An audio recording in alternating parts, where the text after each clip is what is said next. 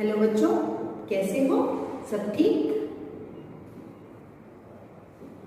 डाकिया डाक लाया, डाक लाया, डाकिया डाक लाया, डाकिया डाक लाया, खुशी का पैगाम कहीं कहीं दर्दनाक लाया। डाकिया डाक लाया, डाक लाया, डाकिया डाक लाया, डाक लाया। बच्चों, आप सोच रहे होंगे कि आज अध्यापिका जी डाकिए का गीत क्यों गा रही है। आज जो पाठ हम पढ़ने वाले हैं उसका नाम और डाकिए से संबंधित ही हमारा पाठ है, जो एक कविता है। और इस कविता को लिखने वाले हमारे कवि रामधारी सिंह दिनकर। तो हमारा पाठ है पाठ 6, भगवान के डाकिए, जो एक कविता है। और इस कविता को लिखने वाले कवि हैं रामधारी सिंह दिनकर। तो रामधारी सिंह दिनकर जी ने ये सुंदर सी कविता लिखकर एक डाकिए का महत्व, कि इस कविता में भगवान के डाकिए कौन हैं। बच्चों, पिछला हमारा पाठ जिसका नाम चिट्ठियों की अनूठी दुनिया था, जिसमें चिट्ठियां लाने वाला कौन है? जी हाँ, डाकिया, जो अभी डाकिए का गीत भी मैंने सुनाया, जो खाकी ड्रेस पहनकर घर घर हमारी चिट्ठियां पहुंचाता है, जिसका हमें इंतजार रहता है, प्रतीक्षा रहती है कि कौन सा संदेश हमको मिलने वाला है। यहाँ हमारे जो डाकिए हैं, बच्चों बताओ वो हमारे कौन डाकिए हैं? भगवान के डाकिए। हमारे भगवान के डाकिए हैं पक्षी, बादल, पेड़, समुद्र, तालाब, नदी और ये सनसनाती हवा। जो भगवान के डाकिए कहलाते हैं वो पक्षी, बादल, समुद्र, पहाड़, ये सनसनाती हवा जो एक देश से दूसरे महादेश में संदेश पहुंचाते हैं।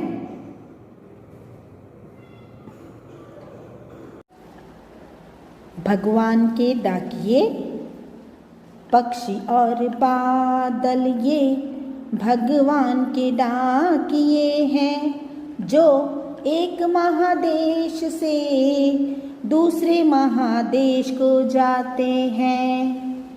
पक्षी और बादल ये भगवान के डाकिए हैं, जो एक महादेश से दूसरे महादेश को जाते हैं। हम तो समझ नहीं पाते मगर उनकी लाई चिट्ठियाँ, हम तो समझ नहीं पाते मगर उनकी लाई चिट्ठियाँ। पेड़ पौधे पानी और पहाड़ बाँचते, पेड़ पौधे पानी और पहाड़ बाँचते, पक्षी और बादल ये भगवान के डाकिए हैं, जो एक महादेश से दूसरे महादेश को जाते। हम तो केवल यह आंकते हैं, हम तो केवल यह आंकते हैं कि एक देश की धरती दूसरे देश को सुगंध भेजती है। हम तो केवल यह आंकते हैं कि एक देश की धरती दूसरे देश को सुगंध भेजती है। और वह सौरभ हवा में तैरते हुए, और वह सौरभ हवा में तैरते हुए पक्षियों की पंखों पर तिरता है, पक्षियों की पंखों पर तिरता है। और एक देश का भाप, एक देश का भाप, दूसरे देश में पानी, एक देश का भाप, दूसरे देश में पानी, बनकर गिरता है, बनकर गिरता है। एक देश की भाप, दूसरे देश में पानी, बनकर गिरता है, बनकर गिरता है। पक्षी और बादल ये भगवान के डाकिये हैं, जो एक महादेश से दूसरे महादेश को जाते हैं। पाठ 6 भगवान के डाकिये, जिसके कवि हैं रामधारी सिंह दिनकर।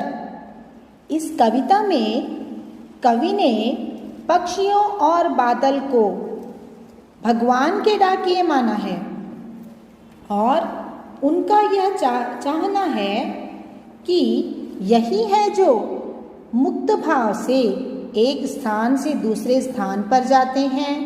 ये ईश्वर के संदेशवाहक हैं। दिनकर जी कहना चाहते हैं कि पक्षी और बादल ईश्वर के संदेशवाहक हैं। आकाश में निरंतर एक स्थान से दूसरे स्थान पर विचरण करते हुए पक्षी और बादल घुमड़ घुमड़ कर इधर से उधर दौड़ते हैं। ये दोनों भगवान के डाकिये प्रतीत होते हैं, क्योंकि इनको देखकर ऐसा एहसास होता है कि ये भगवान का संदेश पाकर एक विशाल देश को पार करते हुए दूसरे विशाल देश में जाते हैं और ईश्वर का संदेश बांटते हैं। संदेश यानी मैसेज। कवि का मानना है कि हम अपने आप को अत्यधिक विद्वान समझते हैं और पेड़ पौधों आदि को जड़ तथा बेजान कहते हैं, जो हमारी मूर्खता है।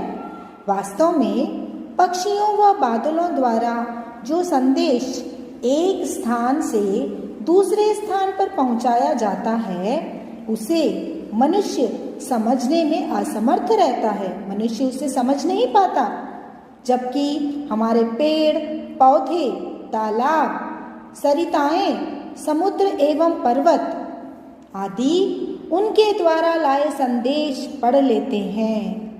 कवि का मानना है कि हम प्राकृतिक तत्वों की क्रियाओं को मात्र सामान्य रूप में ही देख लेते हैं, लेकिन उनके पीछे निहित उद्देश्य को समझ नहीं पाते।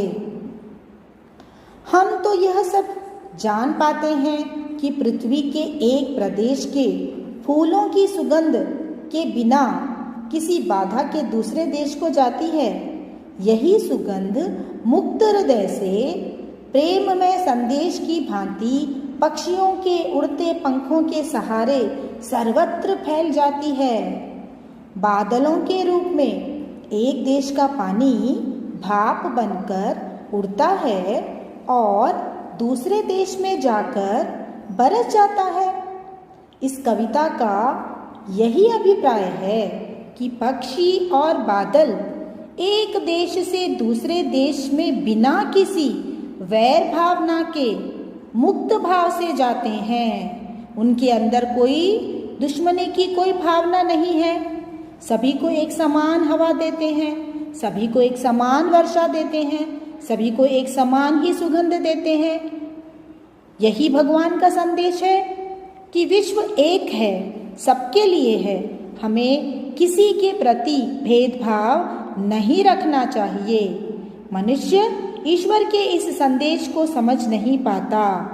यही हमारे कवि रामधारी सिंह दिनकर जी समझाना चाहते हैं भगवान के डाकिये कविता द्वारा कि हम सब एक हैं और प्रकृति ने सभी को समान रूप से सभी तत्व प्रदान किए हैं, जिसका सभी को एकता भाईचारे की भावना के साथ अपनाना है और प्रकृति को सुरक्षित रखना है, प्रकृति को समझना है, तभी तो हमारी प्रकृति हमारी सहायक बनी रहेगी।